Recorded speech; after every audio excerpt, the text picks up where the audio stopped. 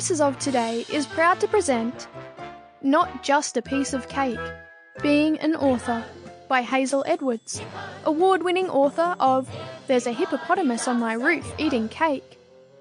Narrated by Erin Marie White. He's a hippopotamus.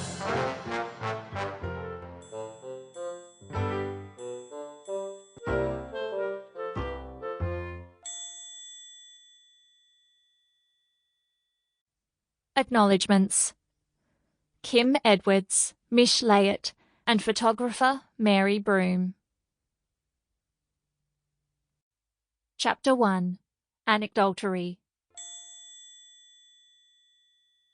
A is for author anecdultery. Authors don't actually lie. They embellish. After they've told an anecdote a few times, they can't distinguish the raw material from the doctored, dramatised version. Is it dramatic license or lying? Fiction or fraud? Creativity or crime? Anecdultery, it has been called. Children's authors are good at it, embellishing and retelling stories. When did you start reading? Is a frequent question on author visits to schools, libraries and conferences. My usual answer is, before I went to school, my grandma taught me.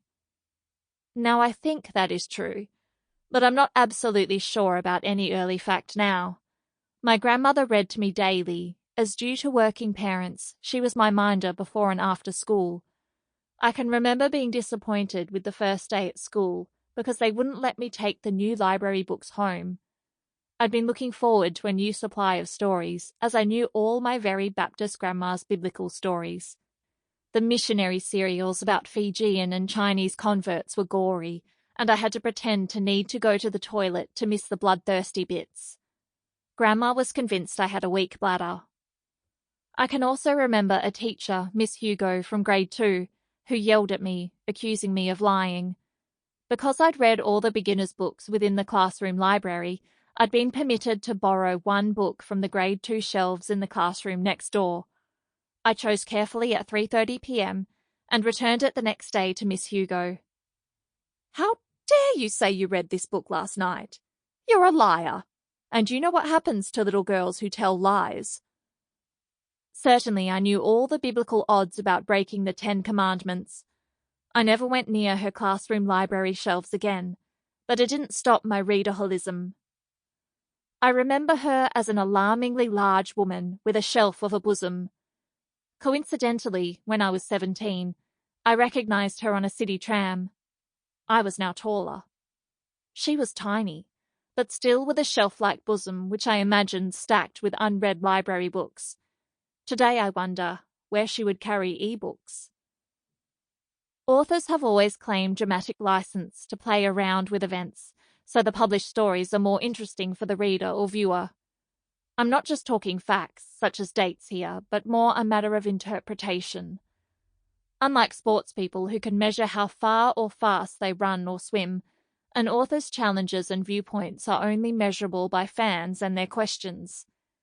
After running workshops on writing a non-boring family history, I'm aware of the dangers of egotistical exercises in chronological boredom, which passes autobiographies, especially shipping lists of begats, who married or didn't marry, the children's names and when they died.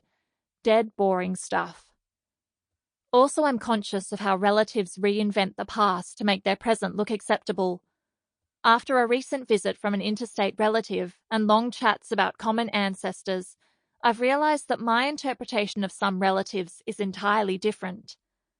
Some family history is just high-level gossip, repeated and rarely challenged. Yesterday I realised that I am one of the few alive who remembers my parents and older relatives. But is my interpretation of them accurate, or have I manipulated memories? Reading scene.